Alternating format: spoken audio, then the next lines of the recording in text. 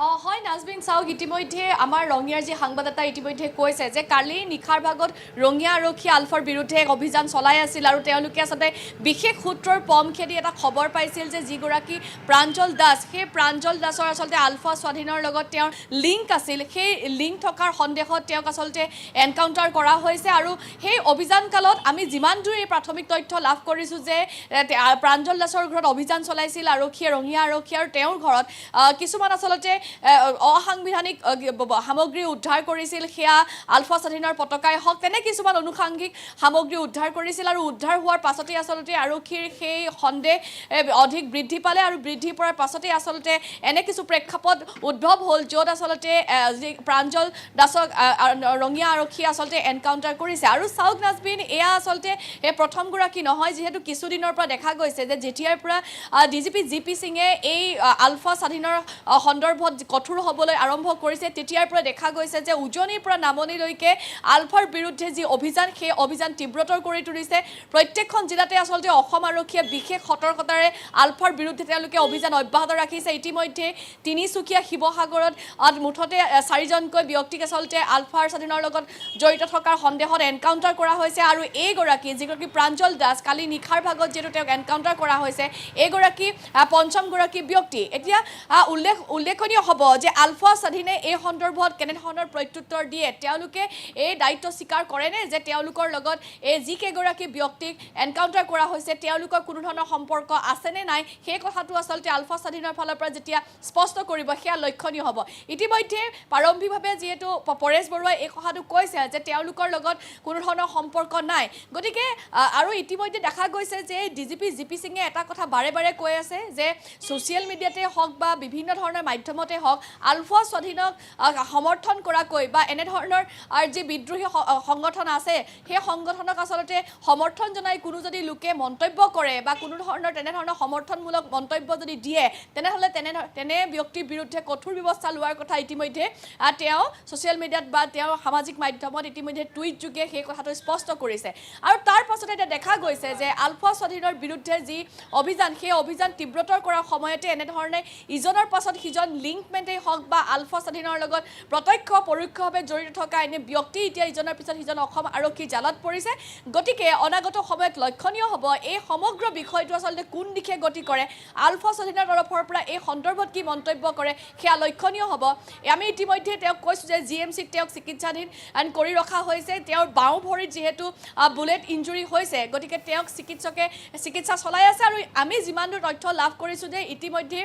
প্ৰাঞ্জল দাসক আচলতে চিকিৎসকে বিপদমুক্ত বুলি ইতিমধ্যে ঘোষণা কৰিছে তেওঁক প্ৰাথমিক চিকিৎসা যিহেতু GMCHতে কৰা হৈছে আৰু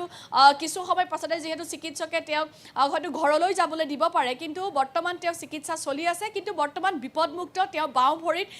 ইঞ্জুৰি আছে গতিকে দেখা যাব যে এই ক্ষেত্ৰত ডিজিপিয়ে কি উত্তৰ দিয়ে বা আলফা স্বাধীনৰ ফালৰ পৰা কেনেধৰণৰ স্পষ্টীকৰণ আহে সেই কথাখিনি ৰাজনীতিটা লক্ষণীয় হ'ব নিশ্চয়কৈ প্ৰস্তুতি এই মুহূৰ্তত ধন্যবাদ জ্ঞাপন কৰিছোঁ আপোনাক পৰৱৰ্তী সময়ত আপোনাৰ ওচৰলৈ আমি পুনৰ যাম এয়া GMCHৰ পৰা ইতিমধ্যে খবৰ জনাইছে আমাৰ সাংবাদিক প্ৰস্তুতি গগৈ ইতিমধ্যে বিপদমুক্ত বুলি চিকিৎসকে জানিবলৈ দিছে প্ৰাঞ্জল দাসক যিহেতু GMCHত ভৰ্তি কৰোৱা হৈছে আৰু কালি দিনটোত 4জনকৈ যুৱকক ইতিমধ্যে এনকাউণ্টাৰৰ পিছত কালি নিশাৰ ভাগতে এয়া আন এটা এনকাউণ্টাৰ সংঘটিত হৈছিল আমি দৃশ্যাংশ দেখুৱাইছোঁ প্ৰাঞ্জল দাস বৰ্তমান GMCHত চিকিৎসাধীন অৱস্থাত আছে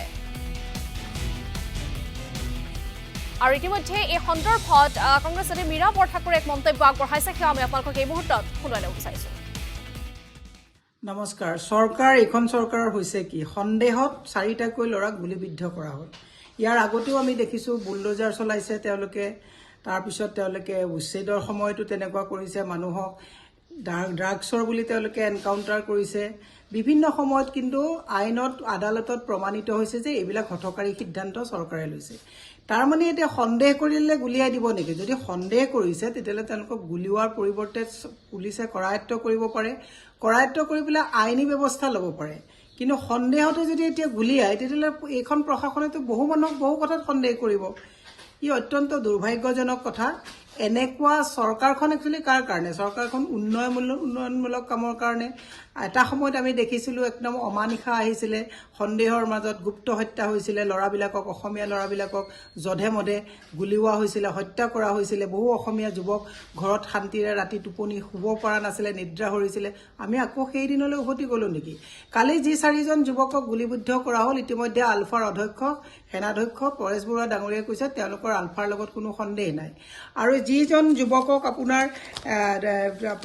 পল্লৱক ধৰি নিছিল তেওঁ এমাহৰ আগতে বিয়া পাতিছে আৰু পিতৃয়ে কৈছে যে হাজিৰা কৰিবলৈ ওলাই গৈছিলে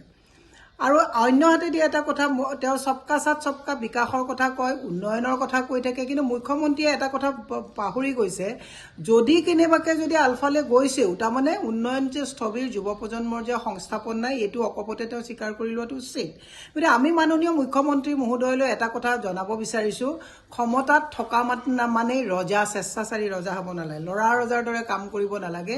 মুখ্যমন্ত্ৰীয়ে সন্দেহ কৰি তেওঁ পুলিচ গৃহ বিভাগৰ দায়িত্বত আছে পুলিচক এটা ইনষ্ট্ৰাকশন দিব লাগে যদি সন্দেহ হয় পুলিচে কৰায়ত্ব কৰিব লাগে আইনী ব্যৱস্থা কৰি আইন আদালত আছে তাত তেওঁলোকক স্থানান্তৰ কৰিব লাগে কিন্তু পুলিচে সন্দেহ কৰিলে গুলিয়াই দিব তেলে আমাৰ অসমীয়া যুৱকৰ কাৰণে এটা সংশয়ৰ দিন ভীতিগ্ৰস্ত দিন এটা আহিছে যিটো আমি বিচৰা নাছিলোঁ 90 দশকত যিটো হৈছিলে সেই গুপ্ত হত্যাৰ